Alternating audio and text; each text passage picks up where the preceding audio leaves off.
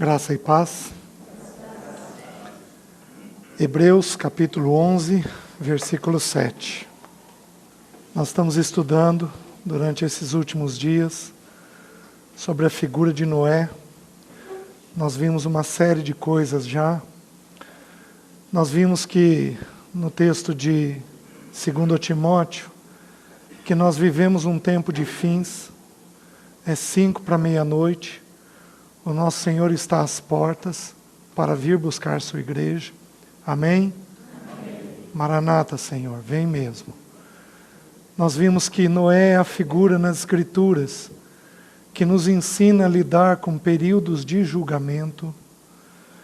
Nós vimos, como nós vamos ler agora no texto, que Noé foi chamado pelo Senhor para a salvação não apenas da sua vida, mas a salvação de sua casa.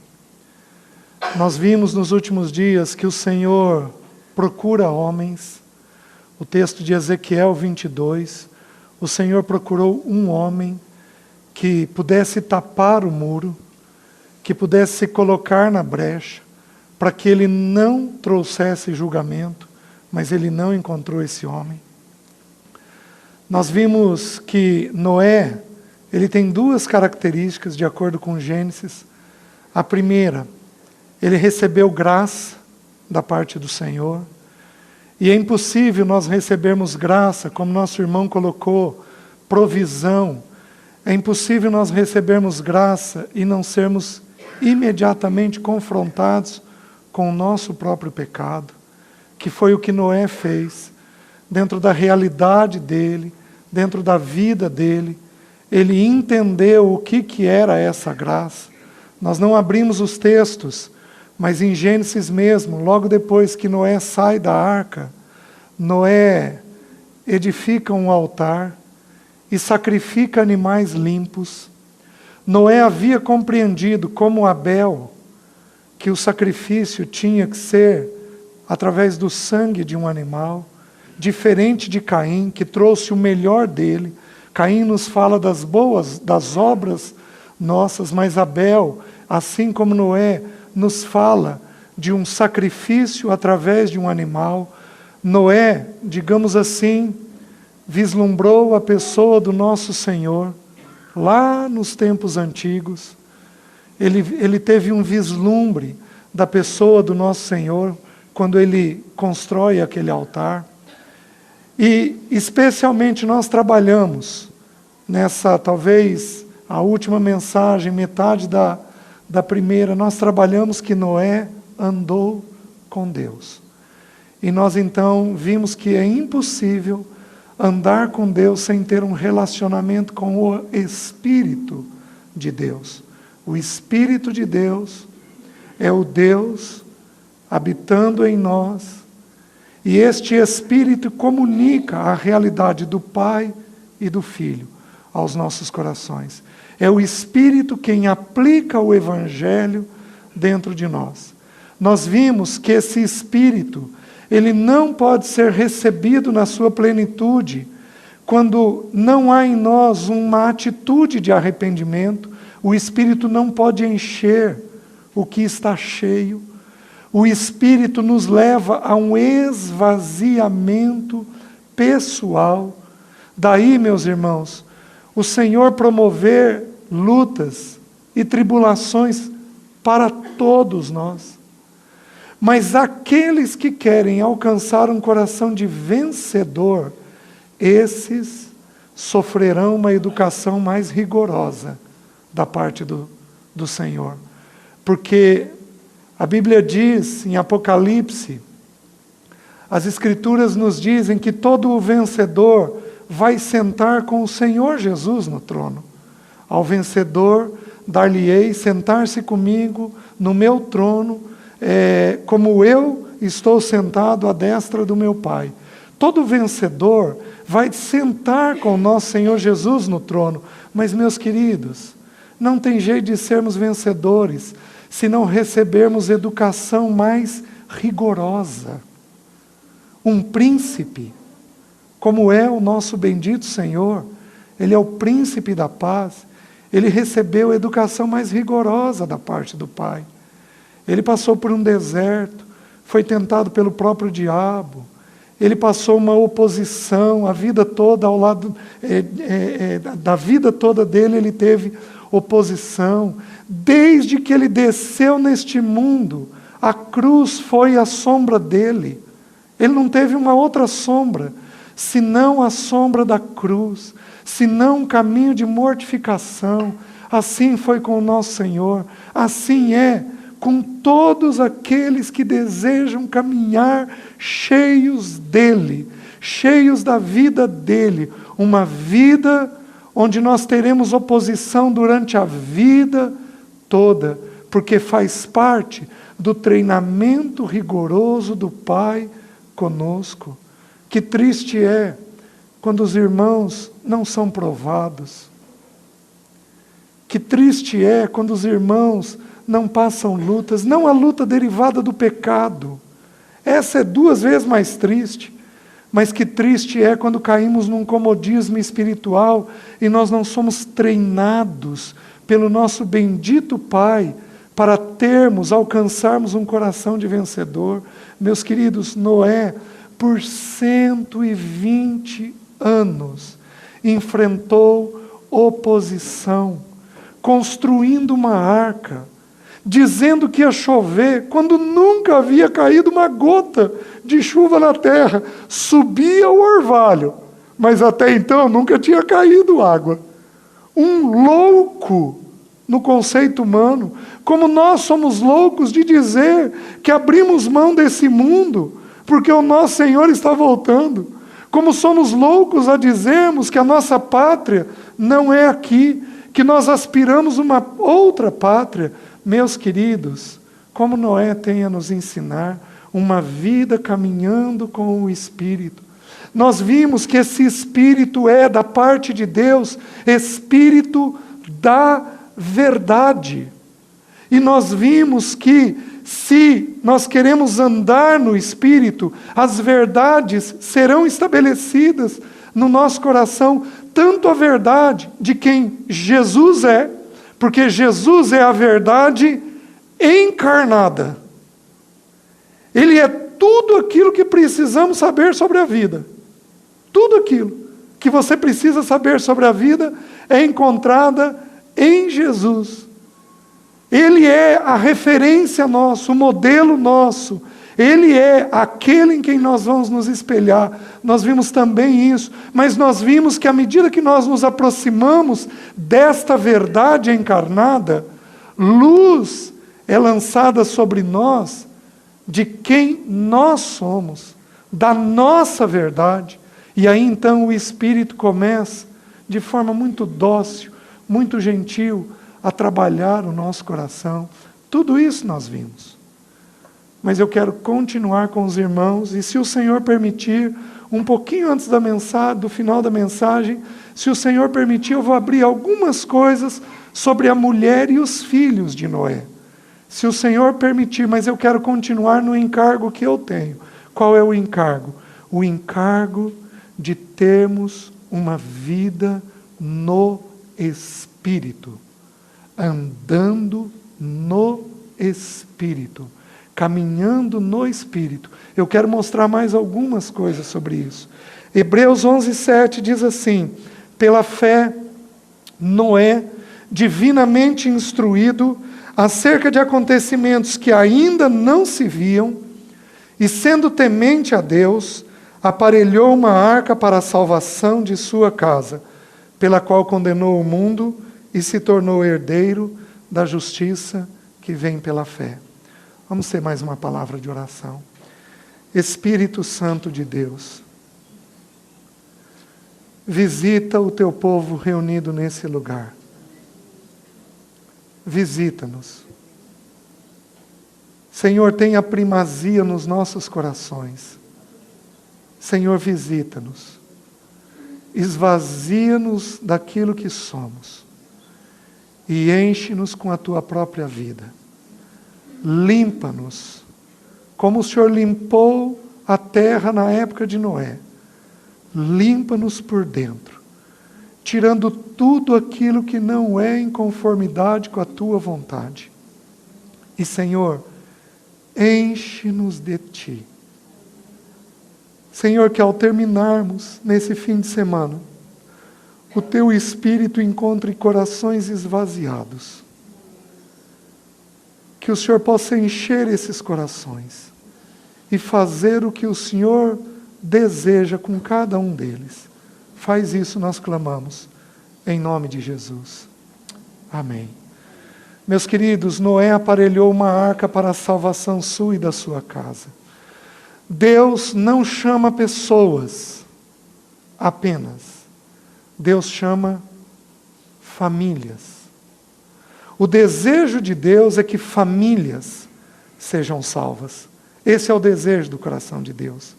Mas não há caminho mais fácil para uma família ser salva do que quando um homem é conquistado pelo Senhor. Quando a Bíblia diz que Noé aparelhou uma arca, nós vimos que essa arca representa Jesus.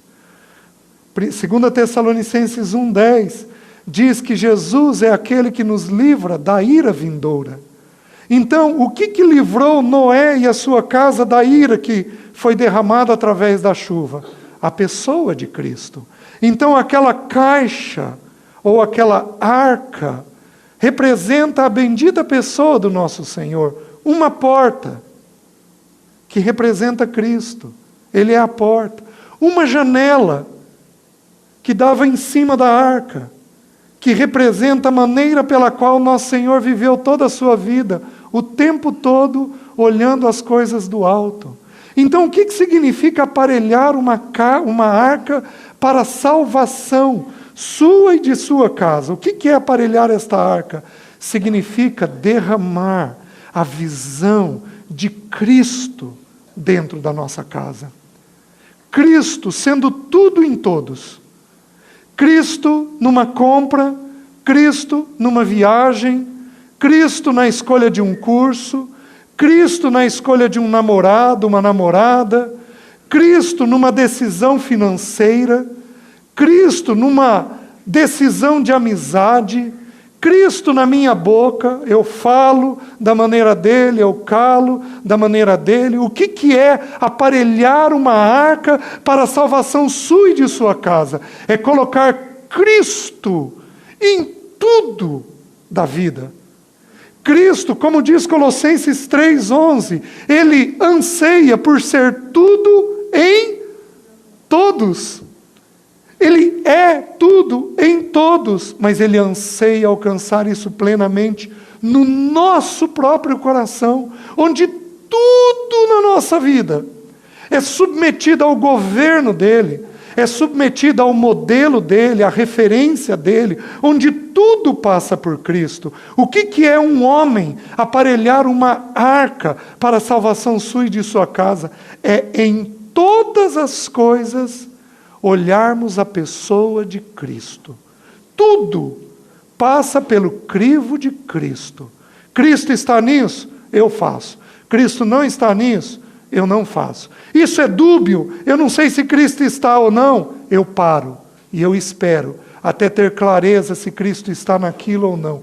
Cristo sendo tudo dentro de nós. Um homem é chamado para fazer isso, mas ele não consegue fazer isso.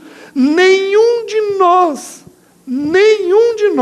a começar de nós, irmãos que estão partilhando, nenhum de nós, nenhum irmão do governo é capaz de fazer isso, de aplicar Cristo, sem a ajuda do Espírito Santo de Deus. Porque o Espírito é aquele que recebeu a incumbência de revelar o Pai e o Filho, de comunicar quem é esse Filho, de comunicar quem é esse Pai, de aplicar dentro da realidade mental de cada um de nós. Alguns de nós aqui somos ansiosos com dinheiro, outros são ansiosos com seu corpo, outros são ansiosos com a realidade do seu afeto, da sua autoestima. Algumas mulheres sofrem no casamento, alguns homens sofrem com trabalho. Todos nós temos lutas dentro de nós e só o Espírito é capaz de abrir isso daqui, selecionar o versículo que vai nos libertar com a exatidão de um cutelo, como foi colocado hoje de manhã. Vai vir e vai aplicar a palavra de tal forma, uma palavra que serviria para um irmão, mas que nunca serviria para mim, porque naquela área eu já estou resolvido, mas que serve para um irmão que não está resolvido em determinada área. Só o Espírito Santo é capaz de tomar esta palavra e aplicá-la com exatidão aos nossos corações. Meus queridos, hoje relendo os textos das Escrituras, eu estava vendo um versículo que nós vimos de manhã, que nós vimos ontem, aliás, revelando. Lá diz assim: quando vier, porém, o Espírito da verdade, ele vos conduzirá a toda a verdade e vos dirá as coisas que hão de vir. Ele não revela apenas as coisas, os mistérios que nos estão escondidos, mas ele revela, inclusive, situações práticas do dia a dia, situações de risco com os nossos filhos. Esses dias eu vivi uma situação curiosa, se é que eu posso dar um testemunho disso, é um testemunho. Esses dias eu e minha irmã, por algum motivo, nós engasgamos com facilidade. E eu acordei de um domingo para uma segunda com uma convicção tão grande de que eu tinha morrido engasgado. Mas não era um sonho normal. Eu acordei de madrugada com convicção de que eu tinha morrido engasgado. Meus queridos, aquilo gerou um mal-estar em mim, não pela morte. Espero que não pela morte, mas aquela apreensão. Então eu orei por mim e pela minha irmã. Eu tenho uma irmã de 60 anos, completamente sequelada por AVCs que ela teve, derrame, completamente sequelada. 2 dias depois, falando com minha mãe: filho, você não acredita, minha mãe tem 82 anos, cuida dela sozinha. Sua irmã engasgou. Se eu não tivesse em casa, ela tinha morrido. Meus queridos, quem que traz revelação de coisas que vão acontecer e nos coloca para orar? É o Espírito Santo de Deus. Uma vida de intimidade com Ele. Agora, não é toda a impressão que a gente tem que é do Espírito. Tem coisa que é do afeto, que é da mente, que é um complicador da gente. Mas a gente sujeita isso uns aos outros. O marido à esposa, a esposa ao marido. E nós vamos tendo discernimento do que vem do Espírito. O Espírito Santo de Deus é este agente da Trindade que aplica as coisas ao nosso coração. Oh, meus queridos, nós temos que andar com Ele. Homem, o convite é para você. Mulher, como já foi colocado ontem, você ouça e também ande nesse mesmo caminho. Mas, homem, em especial, o convite é para você. Uma vida de intimidade. Você não tem condições de ter intimidade com o Espírito Santo de Deus se você não gastar tempo na palavra. É triste ver como os homens não leem a Bíblia. É triste ver como os homens não leem a Bíblia. Meus queridos, os jovens aqui, eu vou lançar um desafio para vocês. Quanto tempo é para um seriado? Se você for assistir um episódio de um seriado, quanto que é? 1 hora. Quantos episódios você assiste de seriado ao longo da semana? Ao longo do mês? Pois eu vou te dizer uma coisa. Se você lesse a Bíblia 1 hora por dia, você leria as Escrituras quase 7 vezes no ano. É muito triste. Nós temos alguns irmãos aqui, velhos, de reunião, de igreja, que nunca leram as Escrituras. Nunca leram as Escrituras. Como é que o irmão desse anda com Deus? A primeira coisa que o Espírito faz quando a gente deseja essa vida de intimidade é produzir o arrependimento. Mas a segunda coisa que ele faz é nos levar para a palavra. Porque a palavra é o alimento. Que triste! Homens que não ministram a palavra nas suas casas, que não abrem os textos para os seus filhos. Que triste é essa realidade. Isso não é caminhar com o Espírito, isso não é nos prepararmos para o julgamento que está vindo sobre nós. Nós vimos que está vindo o juízo, que é tempos de fins, mas nós também vimos que é necessário que o julgamento comece pela casa de Deus. E hoje de manhã, um irmão da frente abriu o texto, mostrando que aqueles que tomam a ceia, por exemplo, sem julgarem o seu coração, correm o risco de ter doença, morte, porque não julgamos a nossa própria vida. Oh, meus queridos, o Espírito deseja essa visitação, ele deseja essa comunhão. Deixe-me lhes mostrar mais algumas verdades a respeito do Espírito. Abram em Zacarias, capítulo 4, versículo 10. Um texto muito conhecido.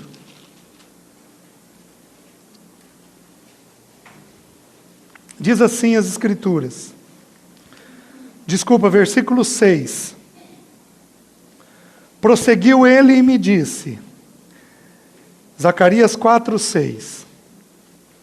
Prosseguiu ele e me disse: esta é a palavra do Senhor a Zorobabel, não por força, nem por poder, mas pelo meu Espírito, diz o Senhor dos Exércitos. Qual é a natureza do Espírito? A natureza do Espírito não é uma natureza de brutalidade. A natureza do Espírito não é uma natureza intempestiva. Não é uma natureza de força demasiada. Não é uma natureza onde nós dependemos de reis e de príncipes. O salmista diz assim: melhor é confiar no Senhor do que confiar nos homens. Melhor é confiar no Senhor do que confiar em príncipes. A natureza do Espírito é uma natureza dócil. Homem, quando você levanta o tom de voz dentro de casa, você não está andando no Espírito. Mulher, quando você repete algo em demasia, você não está andando no Espírito. Porque o Espírito Santo, ele é um convencedor. O Espírito Santo, ele é aquele que insistentemente nos convence, mas ele não é atropelado. Ele não é insistente de uma forma indevida. O Espírito Santo, se eu não ouço, ele promove uma situação. Para que eu ouço? Quem não aprende por ouvir, aprende pela circunstância. Se o Espírito Santo não ganha o nosso ouvido, ele levanta uma circunstância para ganhar o nosso ouvido.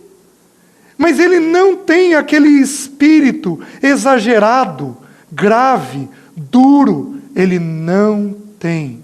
O Espírito Santo de Deus, ele é dócil na sua essência. Ele é manso. Foi colocado hoje de manhã. Ele não é invasivo. Com relação à igreja, a igreja de Laodiceia nos ensina. Ele está batendo na porta, esperando que nós abramos para ele entrar. Este é o Espírito Santo de Deus, que vem e que cumpre tudo aquilo que é necessário. Aplica esta verdade ao seio familiar. Vive esta verdade, não por força, nem por violência, mas pelo meu Espírito. Vive esta verdade no seio familiar. Deixa o Espírito Santo te encher e aparecer esta característica dele no seio familiar. Meus queridos, os filhos que estão distantes voltam a se aproximar de nós.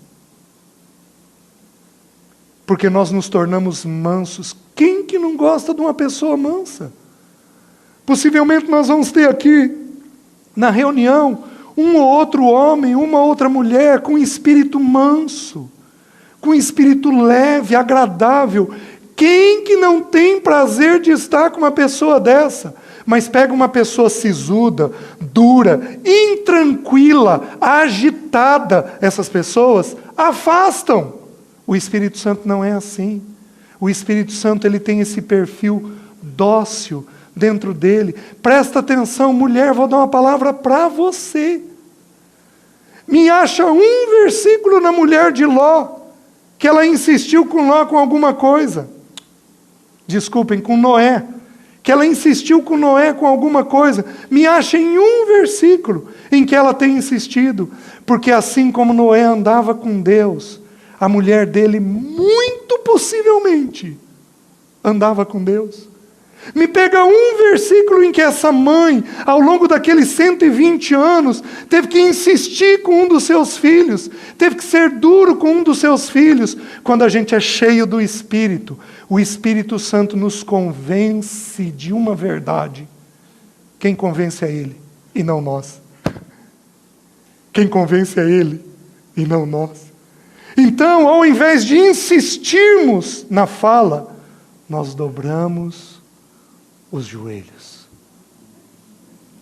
e pedimos uma santa visitação sobre nós, e pedimos que o Espírito vá à frente, e que pedimos que o Espírito vá ajeitando as coisas, para que os nossos filhos compreendam a mensagem que Ele tem para transmitir através das nossas bocas. Vida cheia do Espírito. Os irmãos estão entendendo? Não apenas isso, eu vou um pouquinho mais longe. Ele é então um Espírito dócil. Mas olha o que acontece quando o Espírito Santo vem sobre nós. E meus queridos, isso daqui é para todos nós, sem exceção. Porque a Bíblia diz assim: se alguém não tropeça no falar, é perfeito varão. Alguém aqui quer levantar a mão de dizer que é perfeito varão? Alguém tem essa coragem? Eu não tenho. E sabe a prova de que eu sei que eu não sou perfeito varão ainda? Porque eu tropeço no falar. Às vezes uma reação. Às vezes eu sou mais quieto. Mas quantas vezes eu falo com o semblante? Aquele semblante feio, sisudo, condenatório. Dentro de casa isso acontece muitas vezes. Estou falando, não saiu pela boca, mas saiu na expressão minha. Quantas vezes isso acontece? Aí eu vou dar um outro princípio então para os irmãos. Disse agora que o Espírito Santo é dócil, que não é por força nem por violência, mas pelo Espírito. Então quando tem força e violência, somos nós, não é o Espírito. Mas agora eu vou apresentar uma outra coisa. Toda vez que o Espírito Santo de Deus veio sobre alguém, algo mudou na língua. Vou dar alguns exemplos. O Espírito Santo veio como uma pomba sobre o Senhor Jesus. O Senhor Jesus é tomado e levado para o deserto. O que o Senhor fala? Está escrito. O irmão nos colocou hoje de manhã, 3 vezes. 3 tentações, 3 vezes ele diz, está escrito. O Espírito Santo encheu a pessoa do Senhor Jesus, e o Senhor Jesus falou o quê? A palavra. Quando o Espírito Santo vem sobre nós, a nossa boca é tocada. Porque a Bíblia ensina um princípio. A Bíblia ensina que a boca fala o que o coração está. Se o Espírito Santo, eu me esvaziei, e o Espírito Santo vem sobre mim, eu vou começar a falar as coisas que são próprias dele. Porque eu estou cheio dele. Então, Mateus 3, abram lá, por favor. Deixe-me só citar os versículos para os irmãos. Mateus capítulo 3. Versículo 3. Mateus capítulo 4, versículo 3. Então o tentador, aproximando-se, lhe disse: se és filho de Deus, manda que estas pedras se transformem em pães. Jesus, porém, respondeu: está escrito. Não só de pão viverá o homem, mas de toda palavra que procede da boca de Deus. Versículo 6. E lhe disse: se és filho de Deus, atira-te abaixo, porque está escrito: aos seus anjos ordenará a teu respeito que te guardem, e eles te susterão nas suas mãos para não tropeçares em alguma pedra. Respondeu-lhe Jesus: também está escrito: não tentarás teu Deus, o Senhor teu Deus. Versículo 9. E lhe disse: tudo isso te darei se prostrado me adorares. Então Jesus lhe ordenou: retira-te, Satanás. Tiago capítulo 4 diz assim: sujeitai-vos a Deus e resisti ao diabo, e ele fugirá de vós. O Senhor, na terceira vez, ele estava tão sujeito ao Senhor, que ele então resistiu, dizendo: retira-te, porque também está escrito: ao Senhor teu Deus adorarás, e só a Ele darás culto. Meus irmãos, aqueles irmãos que não gastam tempo na palavra, eles precisam de uma visitação do Espírito. Se você não lê a palavra, é porque você precisa de uma visitação do Espírito. Porque o Espírito Santo de Deus vai te conduzir à realidade da palavra. Que o Senhor levante homens e mulheres no nosso meio com essa atitude. Jovens com essa atitude. Buscando um enchimento do Espírito Santo de Deus. Mas veja o que acontece em Atos. Veja Atos capítulo 2. Abram lá, por favor. Atos capítulo 2. A palavra de Deus diz assim: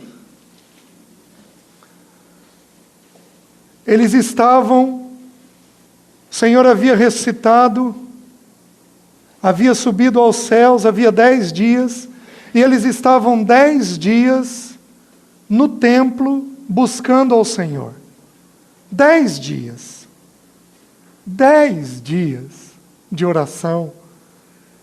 Nós não estamos falando de uma coisa extraordinária. 1 ano de oração para o Espírito Santo vir sobre nós. 10 dias de oração, com um coração consagrado, aguardando o que o Senhor havia dito: vocês esperem em Jerusalém, para que o Pai envie a promessa dele sobre vocês. 10 dias aguardando. A família do Senhor que quis prender ele como um louco. A família, depois da ressurreição do Senhor, depois da cruz, se uniu aos discípulos. E ali estavam também, naqueles 120, estavam inclusive a família do Senhor, que antes indiretamente o perseguia. A cruz é impressionante. A cruz desfaz a barreira da inimizade. Juntou Pilatos e Herodes. Quando o Senhor foi ser crucificado, juntou 2 inimigos. E a cruz aproximou a família do Senhor, que antes agia às vezes como adversário do próprio Senhor. Queridos, há muitos sofrimentos, mas o sofrimento dentro da família, ele judia mais. Mas a cruz desfaz isso. E eles estavam ali 10 dias orando. Então, olha o capítulo 2, versículo 1. Ao cumprir-se o dia de Pentecostes, estavam todos reunidos no mesmo lugar.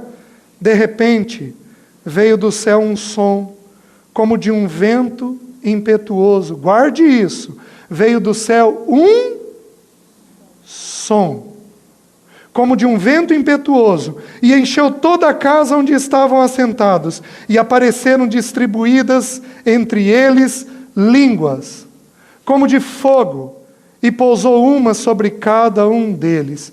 Todos ficaram cheios do Espírito Santo e passaram a falar em outras línguas, segundo o Espírito lhes concedia que falassem. Não vamos entrar no mérito de que tipo de língua. Nós estamos vendo apenas uma ênfase. Qual é a ênfase? De que a língua a fala foi tocada. Quando o Espírito Santo de Deus visita alguém, o Espírito vai tocar, vai encher o nosso coração e vai tocar a nossa maneira de falar. Mulheres desesperadas passam a ser calmas. Mulheres insistentes passam a ser mansas. Homens grosseiros passam a ser educados, passam a ser longânimos, graciosos. Filhos resistentes passam a dizer, quando são cheios do Espírito, queridos, essa palavra também é para vocês, para os jovens e para os adolescentes. Essa palavra também é para vocês, como nós vamos ver já já, porque essa promessa é para nós e para os nossos filhos. Quando o Espírito Santo visita um adolescente, um jovem, ele é tocado na língua dele dizendo assim: sim, papai, sim, mamãe. Ele passa a ter uma compreensão diferente do que é obediência, porque o Espírito Santo de Deus o visitou. Meus queridos, Jesus nos perdoa. Jesus nos perdoa. O Espírito de Deus nos perdoa. Porque quanto nós temos ofendido ao Senhor não te procurando, quanto nós temos entristecido e apagado o Espírito de Deus, meus queridos. E aí nós não podemos receber dessa visão do Senhor dentro dos nossos corações, que é o que nos salva da ira vindoura. Ó Espírito Santo, Pai, nos perdoa, me perdoa, perdoa os meus irmãos, por não te buscarmos da maneira adequada, nos perdoa. Queridos, como nós necessitamos dessa visitação. Vejam o que acontece no versículo 11. Tanto judeus como prosélitos, cretenses e arábios, como os ouvimos falar em nossas próprias línguas as grandezas de Deus. O Espírito Santo os encheu e eles passaram a falar as grandezas de Deus. Mas não apenas isso, vocês querem ver mais? Abram em Efésios, também citado hoje de manhã. Meus queridos, tem uma coisa bela que está acontecendo no nosso meio. Eu e o irmão Romeu não trocamos uma palavra sobre os textos que seriam abertos. Uma. E eu e ele usamos os mesmos textos muitas vezes. Quem que está fazendo isso? O Espírito Santo de Deus. E quando Deus fala de forma dupla, de acordo com o sonho de José, a Bíblia, ela esclarece a Bíblia. Quando o faraó teve o sonho e José interpretou, José disse assim: o sonho é dúplice, porque Deus se apressa em fazê-lo. Quando Deus fala duas vezes, é porque Deus tem urgência em fazer. Os irmãos estão entendendo? Vejam, capítulo 5 de Efésios, diz assim: por esta razão não vos torneis, versículo 17, por esta razão não vos torneis insensatos, mas procurai compreender qual a vontade do Senhor. E não vos embriagueis com vinho no qual há dissolução, mas enchei-vos do Espírito. E aí olha o que o texto diz: falando entre vós com salmos, entoando e louvando de coração ao Senhor, com hinos e cânticos espirituais, dando sempre graças por tudo. Sabe o que acontece agora, quando o Espírito Santo visita a gente? Nós temos gratidão por tudo. Por tudo. Por tudo. Eu estava lendo Hebreus um pouco antes de vir para a reunião. E o texto no capítulo 10 diz que os irmãos lá, eles tinham alegria por terem tido os bens dele retirados deles. Eles tinham alegria por isso. Gratidão por tudo o que acontece. Isso só pelo enchimento do Espírito Santo de Deus na nossa vida, dando sempre graças por tudo a nosso Deus e Pai, em nome do nosso Senhor Jesus. Olha outra coisa que acontece: sujeitando-vos uns aos outros no temor de Cristo. Só é possível haver vida de sujeição quando nós somos cheios do Espírito. Homem, deixa eu dizer uma coisa para você. É triste quando você não considera a opinião da sua esposa. É triste quando você não considera a opinião da sua esposa. Deus virou para Adão e falou assim: não é bom que ele fique só. Far-lhe-ei uma... Para os homens casados aqui, presta atenção. Você é incompetente para viver a vida familiar sozinho. Eu sou incompetente para viver a vida familiar sozinho. Eu preciso de uma auxiliadora. Então o que a gente faz? Quando a mulher fala, nós consideramos em Deus se aquilo que ela está falando provém de Deus ou não. Vocês estão entendendo? Eu vou dar um exemplo para vocês não precisam abrir. Quando Abraão, passaram-se cerca de 13 anos, ele aguardando o filho da promessa não vinha. Sarai, até então ela não tinha sido transformada pelo Senhor. Sarai significa contenciosa, barraqueira, uma forma atualizada, né? Uma mulher intempestiva, agitada, uma mulher que não suportava mais aquilo, virou para o marido e falou: chega, eu quero um filho. Toma aqui Agar, vai lá, deita com ela, vai ter um filho, ela vai ser mãe de sangue, eu vou ser mãe de colo. Resolvemos o problema.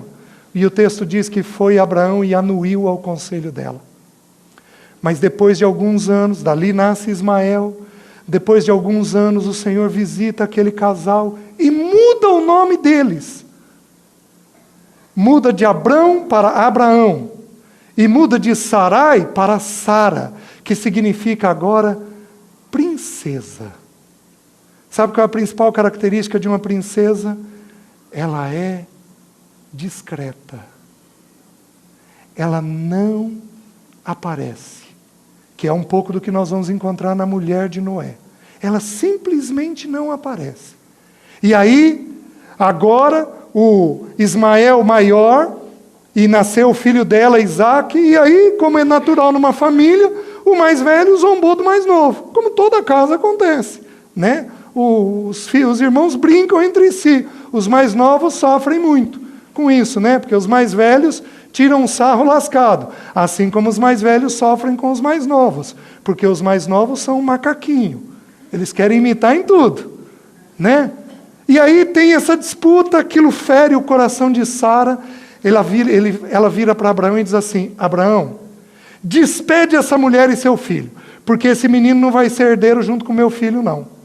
Aí o texto literalmente diz isso que eu vou dizer para os irmãos. Abraão foi e procurou o Senhor. E o Senhor lhe disse: Abraão, faze conforme tudo quanto te disser tua mulher. Meus queridos, naquele momento, quem tinha a voz de Deus no casamento? A mulher. Quando eu entendi esse princípio, eu aprendi a conversar dentro de casa. Porque eu aprendi uma regra simples. Não importa a minha vontade, não importa a vontade da minha esposa, importa a vontade de Deus.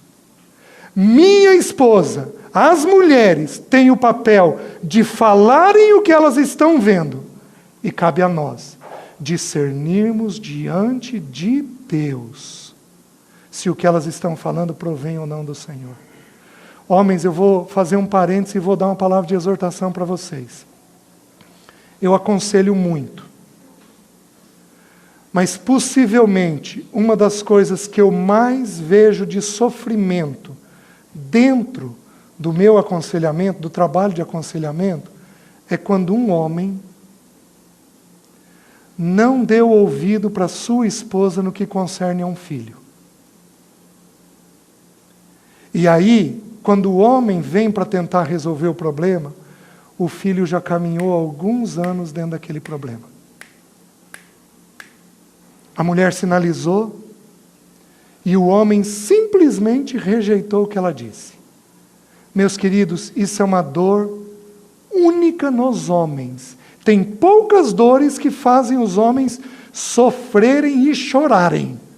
Essa é uma das mais importantes. Quando tua esposa tecer comentários sobre a vida familiar, sobre os filhos, você tenha em alta conta.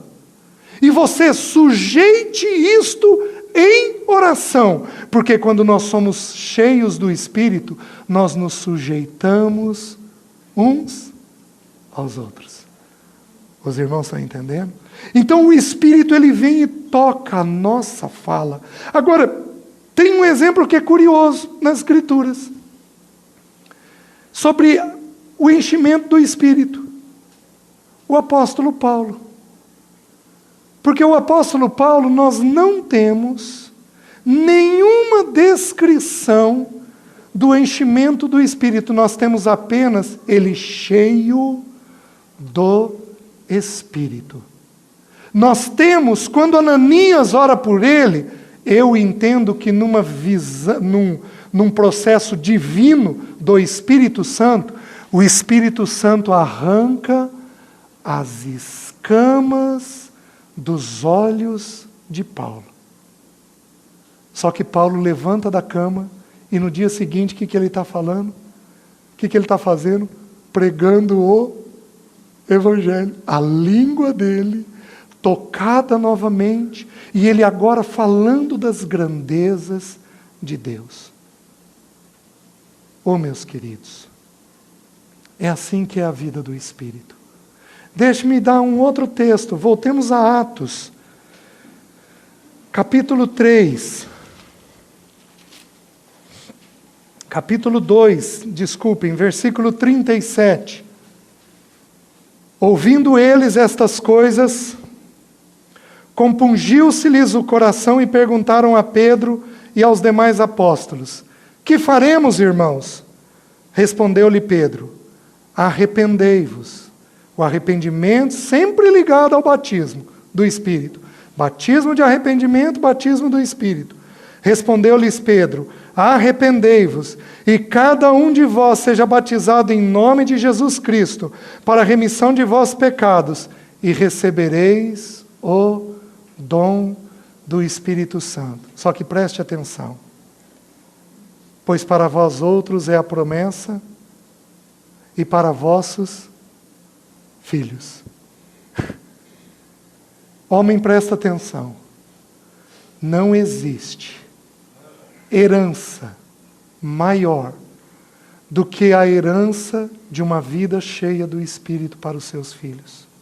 Não existe. Não existe. Um homem que anda com Deus, ele constrange sua esposa e seus filhos a andarem com Deus. Não se preocupe com herança de bens, não se preocupe com herança de estudo, não se preocupe com herança de saúde, não se preocupe. Não se preocupe. No texto de Mateus 6, onde Jesus fala sobre ansiedade, ele fala do comer, do beber e do vestir, mas ele não fala da saúde. Sabe por quê? Porque ele diz assim, no mesmo texto: quem de vós, por ansioso que esteja, pode acrescentar um passo ao curso de sua vida? Ele está ensinando uma coisa simples. A saúde de vocês, quem dá sou eu. Porque o tempo de vida de vocês, quem determina sou eu. E quanto a isso, nós não podemos fazer nada.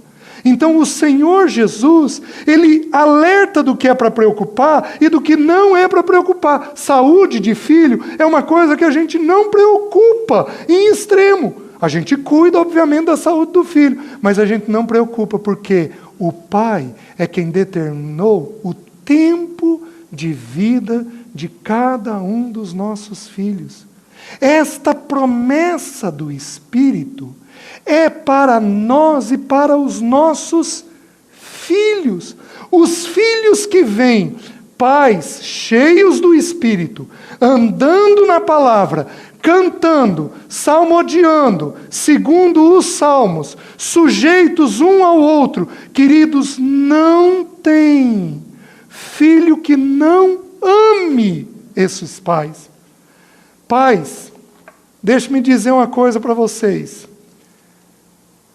Não há tragédia maior para os filhos dos cristãos do que pais que não são transformados. Não existe tragédia maior para os nossos filhos que estão aqui essa noite do que eles virem para a reunião e não virem nos pais transformação. Sabe o que acontece, queridos? Os filhos olham da seguinte forma: esse evangelho que eles tanto falam, não juntou eles, não desfez as brigas deles, não uniu eles em harmonia, não produziu a paz que a gente tanto ouve falar lá na reunião. Meus queridos, não há tragédia maior para os nossos filhos do que eles olharem para nós e ver que nós, como casal, não somos transformados. Porque eles estão vendo que isso daqui não transforma. E isto não é verdade. Certamente, a palavra da cruz é loucura para os que se perdem, mas para nós, os que somos salvos, é o poder de Deus. O poder, esta palavra bendita da cruz, é o poder que nos transforma. Meus queridos pais aqui, em nome do Senhor, perguntem a seus filhos se eles veem no coração de vocês corações transformados. Corações mudados, porque se eles não veem corações mudados, que testemunho você está dando? Sabe por que você não é transformado? Porque sua vida não está cheia do Espírito Santo de Deus. Amém? Deixa eu falar rapidamente, 7 minutos e eu encerro. Tinha mais algumas coisas do Espírito, mas aí os irmãos vão estudando em casa, vão procurando as referências. Deixe-me falar um pouquinho sobre a família de Noé, sobre a esposa e os filhos de Noé. Existem algumas coisas curiosas sobre eles. Eu ia partilhar para os irmãos, gastar um pouco mais de tempo, sobre como que a gente prepara a esposa para essa arca e como que a gente prepara os filhos para essa arca. Mas isso daí o Senhor vai nos dar uma outra ocasião. O que havia na família de Noé? Nós temos algumas poucas coisas que são contadas sobre Noé. Por exemplo, o texto que nós lemos de Hebreus diz que Noé, divinamente instruído. Queridos, quem que visitou ele e falou sobre o que ia acontecer? O Espírito Santo de Deus. Então a gente vai entendendo algumas dessas coisas. Tem um texto em 2 Pedro, capítulo 2, que uma versão corrigida diz assim, porque a versão atualizada fala de Noé e mais 7 pessoas. Mas tem uma versão corrigida que diz assim, que Noé foi o 8º a entrar na arca. Se essa versão estiver certa, olha como que Noé era. Ele viu o Senhor, ele comunicou para a família sobre o Senhor e o juízo, ele foi andando na frente e a família foi seguindo. Quando ele chegou na porta da arca, ele fez todos os dele entrarem e depois ele entrou. Os irmãos estão entendendo? Isso fala do que de Noé?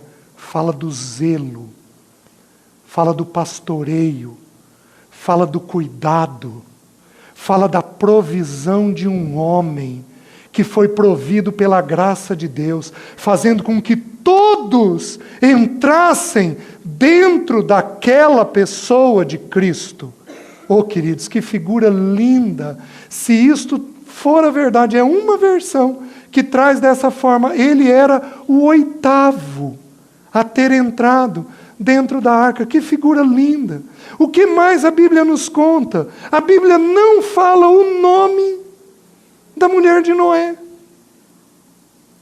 E a Bíblia, às vezes, ela é curiosa, porque existe mais uma mulher que não recebeu nome na Bíblia. Quem que foi?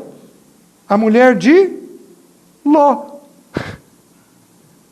Mas olha que interessante, as duas têm uma diferença monstruosa, porque enquanto a mulher de Noé cooperou com ele para que os 3 filhos e suas noras entrassem na arca, a mulher de Ló virou uma estátua de sal.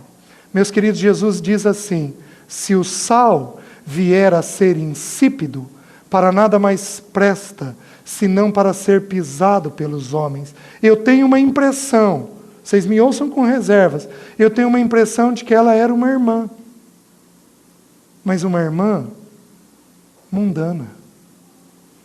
Ela era sal.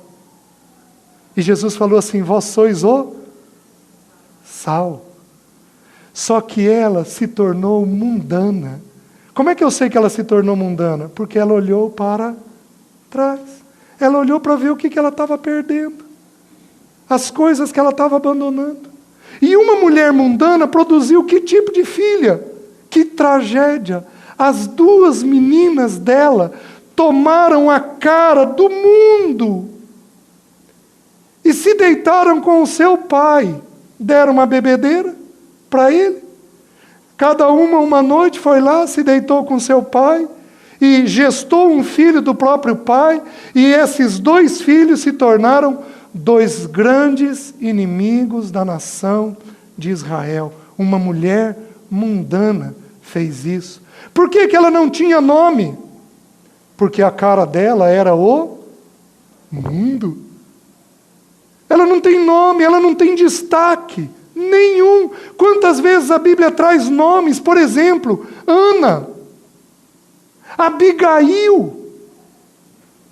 Abigail é uma figura impressionante. Abigail era casada com Nabal. Nabal significa homem mau. Abigail significa, no hebraico, motivo de alegria. Uma mulher alegre casada com um homem mau. Essa mulher, a descrição, o capítulo que conta ali de 1 Samuel 25, se não me engano, o capítulo que descreve aquela história, mostra como essa mulher vislumbrou em Davi o rei de Israel. Uma mulher casada com um homem perverso, mas que soube manter a alegria. A Bíblia deu nome para ela. Por que Deus não deu um nome para a mulher de Noé? Do meu ponto de vista, porque ela encontra a plenitude de como uma mulher deve ser. A glória da mulher é o homem. E ela cooperou para que este homem andasse com Deus. Oh, irmãs, que coisa linda isso. Uma mulher que coopera desta maneira com o seu marido. E a Bíblia fala um pouco mais, porque aí vai contar a história. Diz que Noé plantou uma vinha, e ele então fez vinho, e tomou vinho, e ele ficou bêbado. E ele ficou seminu dentro da igreja, dentro da tenda dele. E aí, um dos filhos dele, que pode ter sido o neto, os estudiosos não sabem com exatidão, que pode ter sido o neto, entra, vê aquilo, e ele sai e fala daquele estado do pai ou do avô, da nudez dele. Mas 2 filhos, Sem e Javé, eles vêm, tomam uma capa, colocam no ombro deles e vão de costa e cobrem a nudez do pai com aquela capa. Uma atitude respeitosa. E a Bíblia diz, assim no Novo Testamento, quanto ao mais que o homem ame a sua mulher e que a mulher respeite o seu marido. Meus queridos, para esses filhos serem respeitosos com esse pai, é porque eles viram toda uma vida esta mãe ser respeitosa com seu marido. Mulheres, a gente tem que ser alegre, a gente tem que ser simples no casamento, a gente tem que ter alegria, mas tomem muito cuidado para não terem atitudes desrespeitosas com o seu marido. O que significa? A Bíblia diz assim, que os filhos precisam honrar pai e mãe. Honra teu pai e tua mãe para que te vá bem e sejas de longa vida sobre a terra. Sabe o que significa essa palavra honra? Respeito. Sabe o que significa a palavra respeito e honra? Valorização. Mulher, presta atenção no que eu estou te dizendo. Teu marido tem defeitos, tem pecados, tem problemas. Trate tudo aquilo que você tiver convicção com ele. Mas não deixe de ter valorização pelas coisas boas que Deus derramou sobre ele. Quando um filho chega e tem algo onde ele não está bem com o pai, a gente verifica se aquilo é uma verdade. Sendo verdade, a gente vai dizer, filho, vamos falar com o papai sobre isso, mas nós nunca deixamos de mostrar para os filhos o valor que o pai tem, que o marido tem. As irmãs estão conseguindo entender?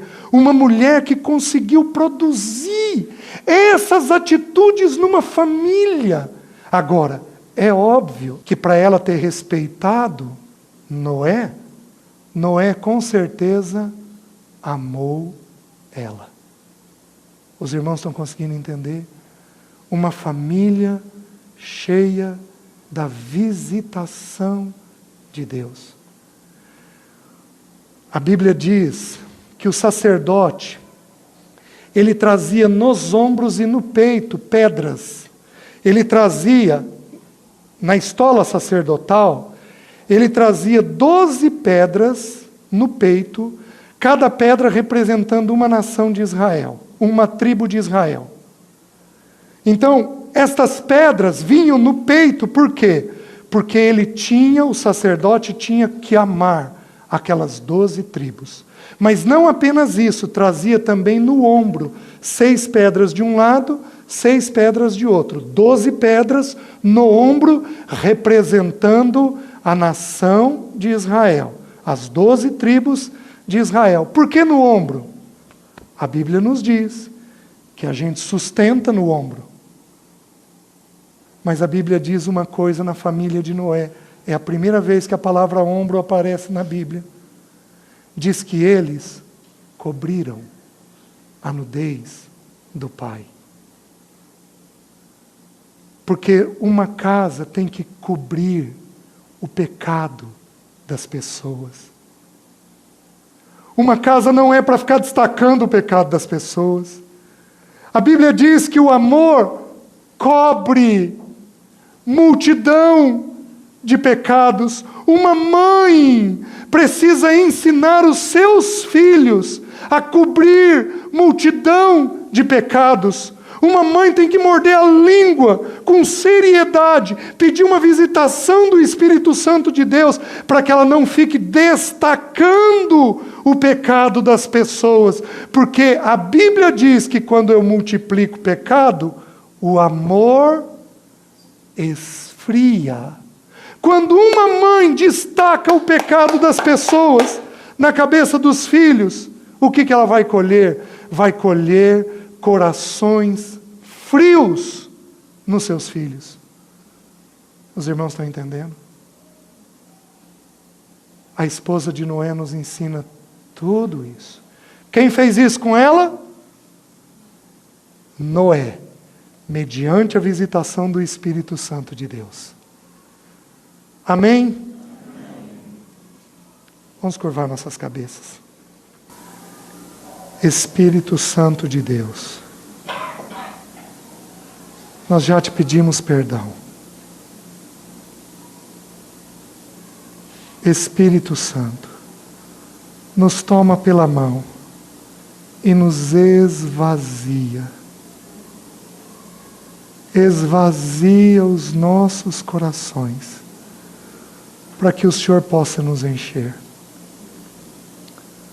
Dá-nos uma atitude de te buscar, com seriedade. Levanta homens nesta congregação, cheios de ti.